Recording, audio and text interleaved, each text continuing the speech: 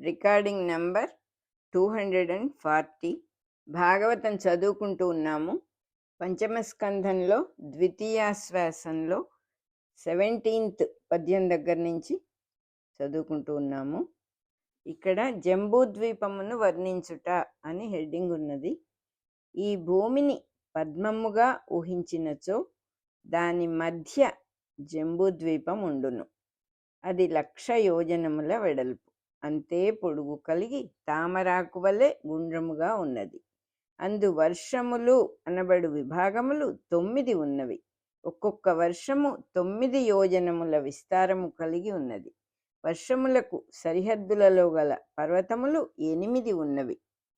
ఈ 9 వర్షములలో నడుమ ఉన్నదాని పేరు ఇలావృతము. ఇలావృతము అనగా భూమిచే ఆవరింపబడినది. ఇది భూమధ్యరేఖకు అటు ఇటు గల పటకా వంటి భూభాగము కావచ్చును. దాని నడుమ సువర్ణమయమైన మేరుపర్వతం ఉన్నది. భూమధ్య రేఖ ఒక వృత్తముగా భావింపగా దాని కేంద్రమైన బిందువు నుండి ఉత్తర ధ్రువము వరకు గల దండము వంటి భాగమే మేరు. భూపరిభ్రమణమునకు ఇరుసు వంటిది. దీని చుట్టూను గల ఉత్తరార్ధ భూగోళమును తామర మొగ్గ వలె ఊహింపగా మేరువును దాని బొడ్డుగా ఊహింపవలెను. ఇది కులగిరులలో రాజు వంటిది. 7 దీవులకును 7 కులగిరులున్నవి. వానిలో ఇది ముఖ్యమైనది. దేవతలందరూ దీనిని చూచి ఆశ్చర్యపడుదురు. భూపరిభ్రమణము జరుగుచుండగా గ్రహములు భూమధ్య రేఖకు పైన సూటిగా తిరుగుచుండును. కనుక ఈ మేరువు చుట్టూను ప్రదక్షిణము చేయుచుండును. మరియు సూర్యోదయ సూర్యాస్తమయాది వేళలుగా పనిచేయు దేవతలందరూ దీని చుట్టూను తిరుగుచుందురు. ఈ మేరు పర్వతము 1,00,000 యోజనముల ఎత్తుండును. భూమధ్య రేఖకు అటు ఇటు గల భాగము వెడల్పు 16,000 యోజనములు. అచ్చటి నుండి మేరుదండము మీదుగా గల అడ్డుకొలత రేడియస్ కూడా 16,000 యోజనములై మేరుదండమునకు అటు ఇటు గల దూరమునకు అడ్డుకొలత డయామీటర్ 32,000 యోజనములు. ఈ పర్వతమునకు ఉత్తర భాగమున నల్లని తెల్లని కొమ్ముల వంటి పర్వతములు ఆకాశమునంటి ఉండును. అవి ఆకాశమున 2,000 యోజనముల వరకును పరచుకొని ఉండును. అందొకటి తూర్పు నుండి పడమరకు వెడల్పు పెరిగి ఉండును. రెండవది ఉత్తరము నుండి దక్షిణమునకు పొడవు కలిగి ఉండును. భూమి కేంద్రము నుండి పరిధి వరకు గల కొలతలు ఇచ్చట చెప్పబడినవి. 1 భూకేంద్రము నుండి ఒకవైపు పరిధి వరకును 16,000 యోజనములు, మరి ఒక వైపునకు 16,000 యోజనములు, మొత్తము 32,000 యోజనములు. 2 భూకేంద్రము నుండి ఉత్తర ధ్రువము వరకును అటు దక్షిణ ధ్రువము వరకును గల దూరము మొత్తము 1,00,000 యోజనములు. 3 తెల్లని నల్లని కొమ్ములు గల పర్వతములు అనగా సూర్యుడు ఉదయించినట్లును అస్తమించినట్లును కనిపించు హద్దులు. అందు తెల్లని హద్దు తూర్పునను నల్లని హద్దు పడమరనను ఉండును. ఈ రెండును పగలు రాత్రి అను డిప్పల వంటి 2 సమభాగములుగా భూమిపై ఏర్పడుచుండును. ఉత్తర ధ్రువము నుండి దక్షిణ ధ్రువము వరకు గల దూరము పొడవు అనియు, భూమధ్య రేఖపై తూర్పు నుండి పడమర వరకు భూకేంద్రము మీదుగా గల దూరము వెడల్పు అనియు సంకేతింపబడినది. ఇందలి కొలతలు యోజనముల లెక్కలలో చెప్పబడినవి. నేటి కొలతల లెక్కలు మైళ్లలోనూ మీటర్లలోనూ చెప్పబడును. ఆ లెక్కలకును ఈ లెక్కలకును గల సంబంధము ఎవరికీ తెలియదు. యోజనము కొలత నేటి లెక్కలలో ఎంత దూరమో కనుగొనుటకు ఆధారము లేదు. 1 యోజనము 10 మైళ్ళని కొందరును, 8 మైళ్ళని కొందరును, 7 మైళ్ళని కొందరును అనేక విధములుగా చెప్పుచున్నారు. ఇవి ఊహాగానములే కాని సప్రమాణములు కావు. ప్రమాణములు లభించినచో ఇన్ని మతభేదములు ఉండవు గదా. సుప్రసిద్ధులైన ప్రాచ్య పాశ్చాత్య పండితులు పలువురు ఈ లెక్కలను గూర్చి చర్చించిరి. సప్తద్వీపముల హద్దులను భూగోళమున గుర్తించి నిర్ణయించుటకై చర్చలు రాద్ధాంతములు చేసిన గ్రంథములు వందల కొలది పుట్టలున్నవి. అందెక్కువ భాగము ఈ పండితులు చేసిన సాముగరిడీలు సర్కసులే గాని మనకు బోధపరిచిన విషయములేమియును లేవు. మొత్తము మీద అప్పటి శాస్త్ర సిద్ధాంత సంప్రదాయములు కాలగర్భమున మరుగుపడినవనియు మనకు అందలేదనియు చెప్పుటొక్కటే సత్యము. కానీ ఈ యోజనముల లెక్కలను కూర్చి సందేహింపవలసిన పని లేదు. మహాభారతము, భాగవతము, విష్ణు పురాణము, హరివంశము, కూర్మపురాణము మున్నగు గ్రంథములన్నిటియందునూ ఈ కొలతలు ఒకే విధముగా ఉన్నవి కనుక సత్యములనియే అంగీకరింపవలెను. ఈ గ్రంథకర్తల పరిభాషా సంప్రదాయము మనకు అందుటకు ఆధారములు తిన్నగా లభించున్నంత వరకు ఊహాగానములు చేయక ఉన్నది ఉన్నట్లు చెప్పినది చెప్పినట్లు వివరించుకొనుట ఒక్కటే మంచి పద్ధతి. ఈ జంబూద్వీపమునకు తూర్పు పడమరలు ఉప్పు సముద్రము హద్దులుగా గలవి. సముద్రమునకును ద్వీపమునకును తూర్పు పడమరల యందు గల హద్దులే తెల్ల శిఖరము నల్ల శిఖరము గల ఎత్తైన పర్వతములు. వాని నడుమ ద్వీపము వ్యాపించి ఉండగా అవి క్రమముగా శిఖరమందలి వైశాల్యము తగ్గినవై ఉండును. దిగువ వైశాల్యము కన్నా శిఖర వైశాల్యము 10వ వంతు తక్కువగా ఉండును. ఈ రెండు పర్వతముల నడుమగల ప్రదేశమున 3 విభాగములున్నవి. వాని పేర్లు వరుసగా రమ్యక వర్షము, హిరణ్మయ వర్షము, కురువర్షము. అందొక్కొక్కటి 9000 యోజనముల వైశాల్యము కలిగి ఉండును. 2 వర్షములకు నడుమ ఉప్పు సముద్రం ఉన్నది. ఒక్కొక్క వర్షము యొక్క విస్తీర్ణము నీల పర్వతము యొక్క పొడవు కొలతలతో సరిపోవును. ఇలావృత వర్షమునకు దక్షిణమున 3 పర్వతములు సరిహద్దులుగా ఉన్నవి. అవి నిషధ పర్వతము, హేమకూట పర్వతము, హిమవత్ పర్వతము. ఈ పర్వతములు తూర్పు నుండి పడమరకు పొడవుగా వ్యాపించి ఉన్నవి. ఉత్తర దక్షిణములకు వెడల్పు కలిగి ఉన్నవి. ఇవి నీల శ్వేత పర్వతముల వరుస వల్లనే పేర్పు కలిగి ఉండును. నిషధము, హేమకూటము, హిమవత్ పర్వతము హద్దులుగా గల నడిమి ప్రదేశము 3 వర్షములుగా విభజింపబడినది. అవి హరివర్షము, కింపురుష వర్షము, భారత వర్షము అను పేర్లు గలవి. ఇలావృత వర్షమునకు పశ్చిమ దిక్కుగా మాల్యవత్ పర్వతము, తూర్పు దిక్కుగా గంధమాదన పర్వతము కలవు. అవి ఇలావృత వర్షమునకు తూర్పు పడమరల సరిహద్దులు. అవి తూర్పు నుండి పడమరకు పొడవుగను దక్షిణము నుండి ఉత్తరమునకు వెడల్పుగను ఉన్నవి. అందు మాల్యవత్ పర్వతము నీలపర్వతము పక్కనే ఉన్నది. గంధమాదన పర్వతము శ్వేత పర్వతము పక్కనే ఉన్నది. ఈ 2 పర్వతముల విస్తృతియు 2000 యోజనములు. మాల్యవత్ పర్వతమునకు పశ్చిమముగా సముద్రము వరకును కేతుమాల వర్షం ఉన్నది. గంధమాదన పర్వతమునకు తూర్పున సముద్రము వరకు భద్రాశ్వ వర్షం ఉన్నది. మేరువునకు తూర్పున మందర పర్వతమున్నది. మేరువునకు దక్షిణమున మేరుమందరములు అను మరి 2 పర్వతములున్నవి. ఇవి అసందర్భము అనువాదలోపము. మూలమున మందరో మేరు మందరహ అని వాక్యము ప్రారంభమగును. మూలమును అనుసరించి మందరమనగా దక్షిణ ధ్రువమునకు దిగువగా నున్న బిందువు, మేరుమందరమనగా ఉత్తర దక్షిణ ధ్రువముల మీదుగా పైకి క్రిందకు పొడిగించిన రేఖ. మేరువునకు పడమట నుండి ఉత్తరము వరకు కుముద పర్వతముల వరుస ఉన్నది. ఈ వరుస 10,000 యోజనముల ఎత్తున్నది. ఇన్నిటికి నడుమ మేరు పర్వతము ఎత్తుగా మేధి స్తంభము వలె ఉండగా మిగిలినవి 4 ప్రక్కలయందును దానికన్నా పొట్టి స్తంభముల వలె ఉన్నవి. ఆ 4 స్తంభముల యందును పర్వత శిఖరములందు పతాకముల వలె మహావృక్షములున్నవి. అందు మామిడి చెట్లు, నేరేడు చెట్లు, కడిమి చెట్లు, జువ్వి చెట్లు విస్తారముగా ఉన్నవి.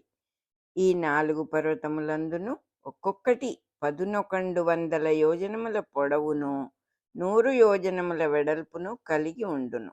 ఈ పర్వతముల శిఖరముల యందు 4 యందును 4 కోనేళ్లున్నవి. ఒక్కొక్కటి 100 యోజనముల విస్తృతి కలిగి ఉన్నది. అందొక కొండపైనున్న కోనేటి నీరు పాలవలే ఉండును.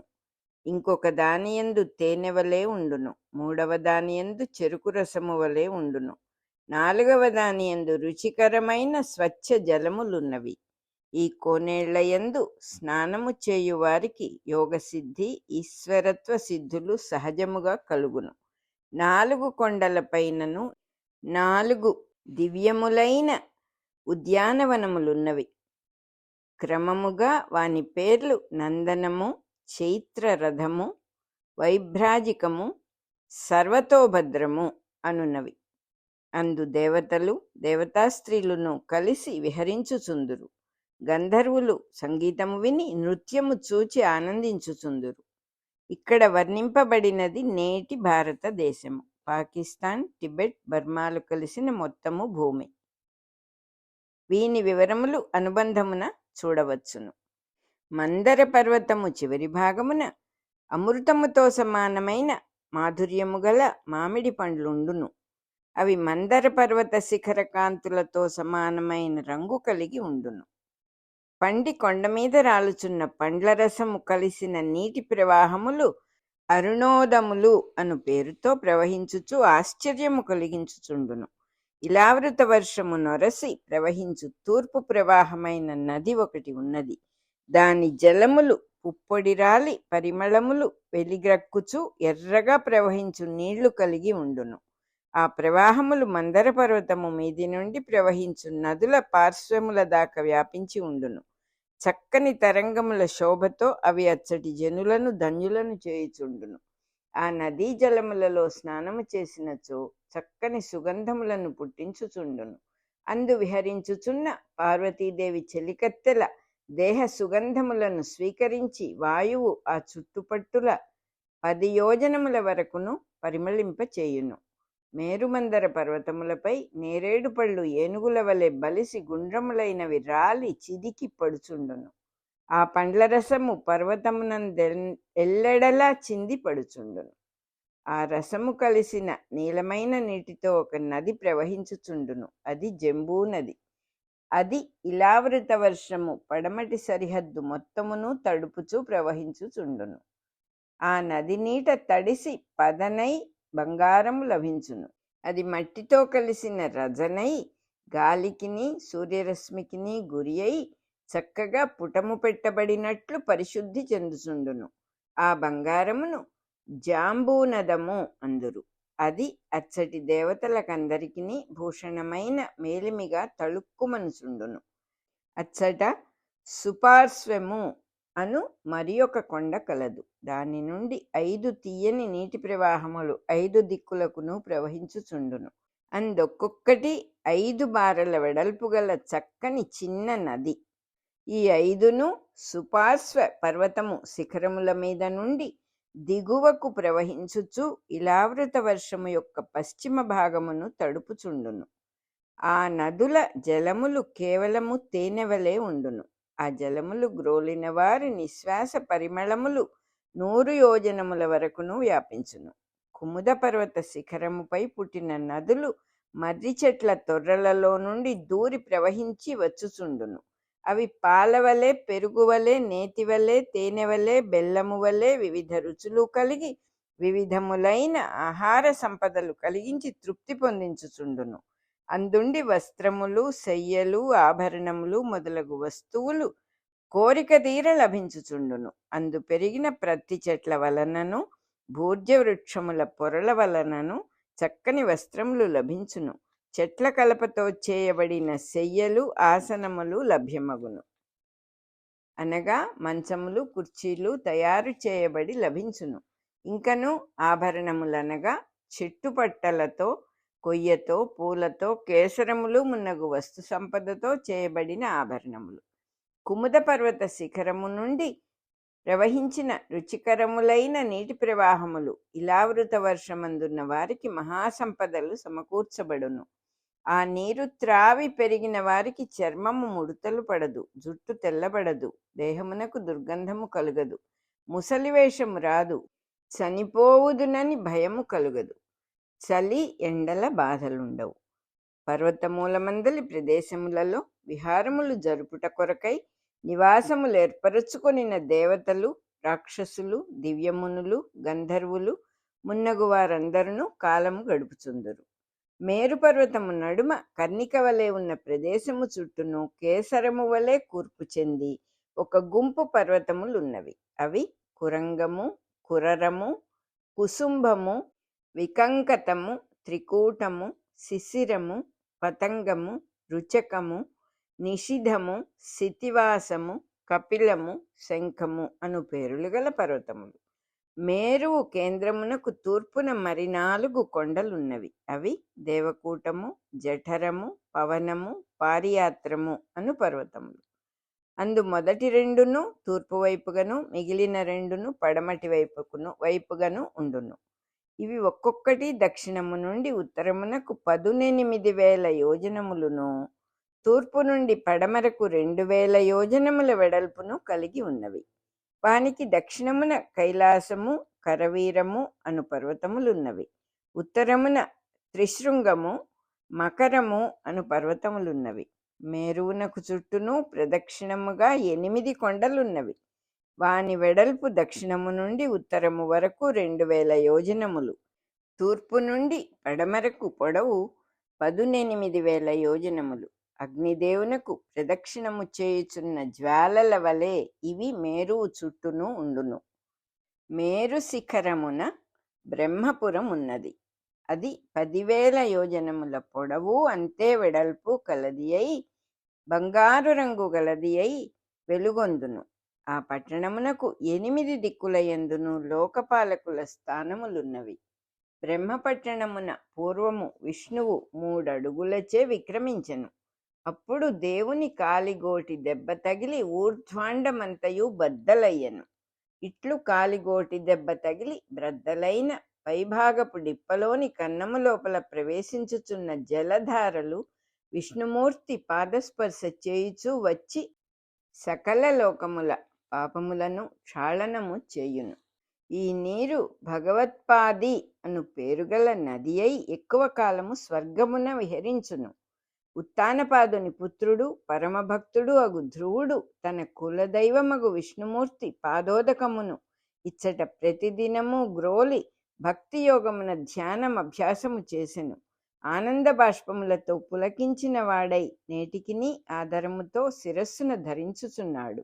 అతనికి దిగువగా వేర్వేరు సూర్యమండలములకు అధిపతులైన సప్త ఋషులు వెలుగొందుచున్నారు.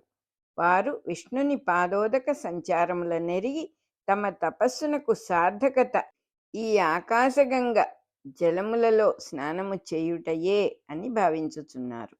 అంతర్యామియందు భక్తి నిలిపి ఇతర పదార్థములపై ఆపేక్ష లేక ముక్తి మార్గమును గౌరవించుచున్నట్లు నేటికిని తమ జడలయందు ధరించుచున్నారు. లెక్కలేనన్ని దివ్య విమానములు విశాలమైన వెలుగుల మార్గము నుండి దిగివచ్చి అచ్చట విహరించుచుండును. అవి చంద్రమండలము మీదుగా, మేరుపర్వత శిఖరము మీదుగా బ్రహ్మదేవుని పట్టణమునకు దిగివచ్చును. అచ్చట 4 వైపులకును 4 ద్వారములున్నవి. అందుండి 4 నదులు సుదీర్ఘముగా ప్రవహించుచుండును. తమ నిర్మలమైన ప్రభావములను ప్రసరింపచేసి ఉప్పునీటి సముద్రమున కలియుచుండును. 4 నదులను 4 పేర్లతో ప్రవహించుచుండును. చూచిన వారికిని స్నానము చేసిన వారికిని అమృతపు స్పర్శను కలిగించుచుండును. మేరువు ఉత్తర ధ్రువమునకు ఎదురుగా ఉండును. దానిపై నుండి ధ్రువముల నడుమనున్న ఇరుసు మీదుగా నిత్యము దేవగణములు దిగుచుండును. వీరు భూగోళ నిర్మాణమునకును అందలి జీవుల వ్యూహములు నిర్మించుటకును ఖనిజములు, నీరు, వాయువులు సృష్టించుటకును అనుక్షణము పనిచేయుచుందురు. వారట్లు సుడిగుండముల మార్గములలో భూపరిభ్రమణము కారణముగా వెలువడి ఉత్తర ధ్రువము మీదుగా దిగివత్తురు. వారి చేతనే మేరుదండమందలి అయస్కాంతీకరణ శక్తులు ఉత్పన్నమై శక్తిమయ ప్రవాహ తరంగములను పుట్టించుచుండును. ఈ ప్రవాహముల కదలికలోనే నీరు ప్రవహించుట, నదులు ఏర్పడుట, ఋతుపవనములు ఏర్పడుట జరుగును. దేహములయందు రక్త ప్రవాహాదులు కూడా వీని వలననే జరుగుచుండును. ఈ అయస్కాంత శక్తి సూర్యకిరణముల మార్గముతో సంసర్గము చెంది ప్రాణమయ కోశము పుట్టి జీవులలోని ప్రాణశక్తిగా పనిచేయుచుండును. వీనికి కేంద్రముగా భూగోళము యొక్క కేంద్రము పనిచేయుచుండును. అది ఏ బ్రహ్మ పట్టణము. ఇది భూమధ్య రేఖ అను వృత్తమునకు కేంద్రమై మేరుదండము ఎర్త్ యాక్సిస్నకు కేంద్రమై ఉండును. దీని లక్షణముతోనే నరదేహములయందు మణిపూరక కేంద్రం ఏర్పడుచున్నది. అనగా నాభికెదురుగానున్న కేంద్ర భాగము. భూమిపైనున్న జీవులకు సూర్యోదయ సూర్యోస్తమయములు, మధ్యాహ్నము, అర్ధరాత్రము అను 4 సమభాగములు ఏర్పడును. ఇవి భూగర్భ కేంద్రము నుండి వెలువడుచున్న 4 ప్రవాహములుగా పనిచేయుచుండును. ఇదియే బ్రహ్మపట్టణమునందలి 4 ద్వారముల నుండి ప్రవహించుచున్న 4 నదులు. తూర్పు వైపు నుండి వెలువడుచున్న ఈ నదీ ప్రవాహము పేరు సీత. అది ఈ భూపద్మము యొక్క కేసరముల మండలమును తడుపుచుండును. అనగా తూర్పు వైపున సూర్యోదయము నుండి ప్రారంభించి మధ్యాహ్నము వరకు పనిచేయునట్టి ప్రాణ ప్రవాహము. ఇది గంధమాదన పర్వతమునకు పోయి భద్రాశ్వ వర్షమును పవిత్రము చేసి తూర్పు సముద్రమున కలియును. పడమటగా పోవు ప్రవాహము పేరు చక్షువు. అది మాల్యవంతము అను పర్వతమును దాటి కేతుమాల వర్షమును పవిత్రము చేసి పడమట సముద్రమున కలియును. ఉత్తరముగా ప్రవహించు నదికి భద్ర అని పేరు. ఇది కుముదము, నీలపర్వతము, శ్వేతపర్వతము అను 3 కొండల శిఖరముల మీదుగా ప్రవహించి శృంగనగరమును ఆనుకొని ప్రయాణము చేయును. అటుపైన మానసోత్తరములకు ఉత్తర కురుభూములను పవిత్రము చేయుచు ఉత్తర సముద్రమున కలియును. మానసోత్తరము అనగా మానస సరస్సునకు పైనున్న పర్వతము. నరుల దేహములందు మనస్సునకు పైనున్న బుద్ధి అను ప్రజ్ఞ. దక్షిణముగా ప్రవహించు నది పేరు అలకనంద. ఇది మిక్కిలి దుర్భేద్యములైన పర్వతములను దాటి హేమకూటము, హిమకూటము అను కొండల మీదుగా ప్రవహించి మహావేగముతో కర్మక్షేత్రమైన భారతవర్షమును పవిత్రము చేసి దక్షిణ సముద్రమున కలియును. నేడు హిమవత్ పర్వతములని పిలువబడు వానిలో బదరికాశ్రమము అను ప్రాంతమున ఒక ప్రదేశమును కేంద్రముగా గొని ఈ లెక్కలన్నీయూ కట్టబడినవి. ఇందు చెప్పబడిన 4 నదులను భూగర్భ కేంద్రము నుండి బయలుదేరి బదరికాశ్రమ ప్రాంత భూమియగు బ్రహ్మనగరము అను ప్రదేశమున వెలువడి భూమిపై నలుదిక్కులయందును ప్రవహించుచుండును. ఈ వర్ణింపబడిన భూగోళ లక్షణములయందు కాలక్రమమున చాలా మార్పులు వచ్చి ఉండును. నేడు ఉత్తరమున సముద్రమున్న చోటు చాలా దూరమైపోయినది. అచ్చట భూభాగము వెలువడి మధ్య ఆసియామున్నగు ప్రదేశములు ఏర్పడినవి. వీని వివరములు లభించినంత వరకు ప్రమాణములతో అనుబంధమున ఒసగబడినవి. భూగోళ నిర్మాణమునకును నరదేహ నిర్మాణమునకు గల సామ్యమును సాధించిన శాస్త్రము పూర్వము వ్యాప్తిలో ఉన్నట్లు కనబడును. దాని ఛాయలే ఈ వర్ణనమున ఎల్లెడలా తోచుచున్నవి.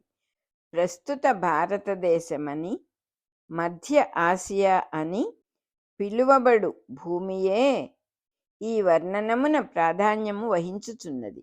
దీనికి 2 కారణములున్నవి. దీని రచనా కాలమునకు చాలా కాలము ముందుగా ప్రాచీన ఖగోళ శాస్త్రం ఏర్పడిన యుగములలో ఉత్తర ధ్రువము మధ్య ఆసియా ప్రాంతమున ఉండెననుట సంభావ్యము. మొట్టమొదటి నరజాతి ఇప్పటి ఉత్తరప్రదేశ్ ప్రాంతమున బ్రహ్మావర్తము లేక ఆర్యావర్తము అనబడు ప్రదేశమున ప్రారంభమైనది. ఇది సరస్వతి, దృషద్వతి అను నదుల నడుమ భాగము. ఈ కారణములచే ఆ ప్రదేశము కేంద్రముగా స్వీకరించి అచ్చటి నుండి తూర్పు పడమరల దేశముల కొలతలు చెప్పబడినవి. ఆ ప్రదేశమునందు ప్రభుత్వము, సంస్కృతి, నాగరికత వైభవోపేతముగానున్న రోజులలో ఈ శాస్త్రములు పుట్టి ఉండవచ్చును. అర్వాచీన కాలమున గుప్త శాతవాహనుల రాజుల పరిపాలనమున ఉజ్జయిని మహావైభవమును అనుభవించుచుండగా వరాహమిహిరుడు మున్నగు శాస్త్రకారులు ఉజ్జయినిని కేంద్రముగా కొని దానికి తూర్పు పడమరలుగా లెక్కలేర్పరచిరి. బ్రిటిషు వారి పరిపాలన రవి అస్తమించని రాజ్యముగా జరుగుబడి అయిన 20వ శతాబ్దిలో లండన్ సమీపమున గల గ్రీనిచ్ అను గ్రామమును కేంద్రముగా కొని రాఫేల్ మున్నగు ఖగోళ శాస్త్రజ్ఞులు తూర్పు పడమరల కొలతలేర్పరచిరి. మేరువు మున్నగు పర్వతముల నుండి వేల సంఖ్యలో పుణ్యనదులు ప్రవహించుచుండును. అవి ఆ పర్వతములకు పుత్రికల వంటివి. జంబూద్వీపమందు భాగమైన భారతవర్షము కర్మభూమి అనబడును. తక్కిన వర్షములలో నివసించువారు దేవతల లోకము నుండి భూమికి దిగివచ్చినవారు. సృష్టి ఆరంభమునందు భరతవర్షమున మాత్రమే భౌతిక శరీరములతో పుట్టిన నరులు జనసంఖ్యగా ఉండిరి. మిగిలిన ప్రదేశములలో స్థూల శరీరములు లేక సూక్ష్మ శరీరములతో తిరుగుచుండు నరులు వానరులు ఉండేవారు. మిగిలినదంతయు వృక్షములు, ప్రాథమిక జంతువులు, ఖనిజములు, నదులు, మహాదేహములు గల జలచరములు, స్థూలదేహములు లేని నరులు కూడా పరిపాలనము, నాగరికత, రాజ్యాంగము మొదలైనవి కలిగి ఉండేవారు. వారి దేహములు భౌతిక నరుల దేహముల కన్నా చాలా పెద్దవి మరియు వారికి కామగమనము, కామరూపము సామాన్య సామర్థ్యములుగా ఉండేటివి. భౌతిక దేహములు లేనప్పుడు మనస్సును బట్టి గమనముండును. ఎచ్చటికి పోవాలని అనిపించునో అచ్చట ఉందురు. ఎంత పరిమాణము కావాలననుకొన్నచో దేహం అంత పెద్దది చిన్నది అగును. వానరులకు భౌతిక దేహములు లేనట్లును కామరూపులుగా జీవించినట్లును వాల్మీకి రామాయణమున బాలకాండలో వానరోత్పత్తి వర్ణనము వలన తెలియును.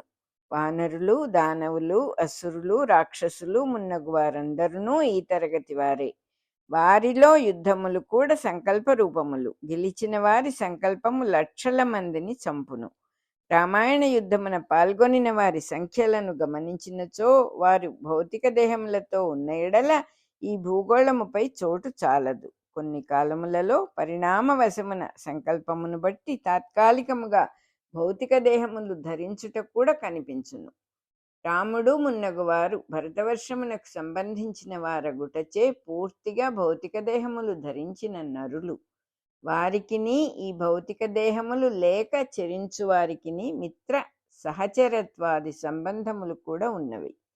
భౌతిక దేహములు లేని వారిలో ఋషులు, మునులు, సిద్ధులు మున్నగు సన్మార్గులును, అసురులు, వానరులు మున్నగు మోటువారును కూడా కలరు. ఆయా జాతులకు ఆయా నాగరికత కలుగు కాలములలో ఆంజనేయుడు, జాంబవంతుడు మున్నగు మహనీయులు అప్పుడప్పుడు వారి నడుమ కలిసి తిరిగిన కాలములను కలవు. సామాన్యముగా ఈ సూక్ష్మదేహముల వారు వందల కొలది సంవత్సరముల ఆయువు కలిగి ఉందురు. ఆంజనేయుడు, జాంబవంతుడు మున్నగు వారు యుగముల తరబడి ఆయుర్దాయము కలిగి ఉందురు. ఈ భారతవర్షమున భౌతిక దేహధారులు మొదట నరులుగా దిగిన భూమి అందురు. ఇందే భౌతిక కర్మలు ప్రారంభమైనవి కనుక ఇది కర్మభూమి.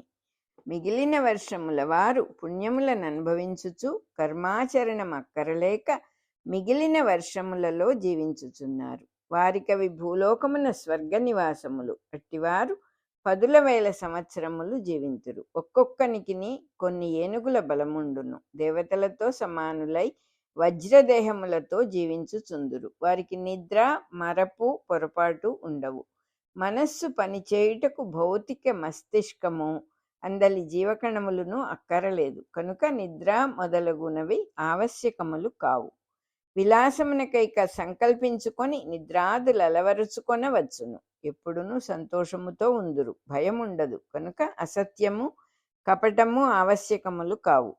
వారికి మోక్షం అక్కరలేదు. కారణమేమనగా భౌతిక కర్మలు లేవు కనుక కర్మబంధములు తప్పనిసరి కావు. నిరంతరము జనన మరణములని ఉండవు. ఎప్పుడో ఒకమారు పుట్టుదురు. ఎంతో కాలము తర్వాత గాని చనిపోరు. పుట్టుకలు కూడా మిక్కిలి స్వల్ప సంఖ్యలో ఉండును. స్త్రీ పురుష కామసౌఖ్యము నిరంతరముగా అనుభవించుచుందురు. వీరికి కామము సంకల్ప రూపమే కనుక దేహస్పర్శయు అలసట మున్నగునవి ఉండవు. వారికి త్రేతాయుగ కాలం ఆయుర్దాయము. ఈ 8 వర్షముల యందును దేవతాగణము కూడా తమ తమ సేవకులతో వచ్చి ఉపచారములు చేయించుకొని సుఖములు అనుభవించుచుందురు. కారణమేమనగా వారికి వివిధ ఋతువులలోని సుఖానుభవ భేదములు ఈ భౌతిక జగత్తున తప్ప పైలోకములలో ఉండవు. చిగురుటాకులు, పూలు, పండ్లు భౌతికములు మాత్రమే గదా. అట్లే లతలును వృక్షములును వానితో నిండిన అరణ్యములందు విహరింతురు. వర్షములు పడు చోట కొండలోయల యందు కూడా విహారము వారికి ఇష్టము. అప్పుడే విచ్చుకొనిన పద్మముల పరిమళమునకు సంతోషింతురు. హంసలు విహరించు కోనేళ్లలో తిరుగుదురు. నీటికోళ్ళు, బాతులు, బెగ్గురు పిట్టలు, చక్రవాకములు విహరించుచుండగా చూచుట వారికి ఆనందము. తేనె త్రాగి మత్తెక్కి ఝుంకారము చేయుచున్న తేనెటీగలున్న చోటులన్నచో ఇష్టము.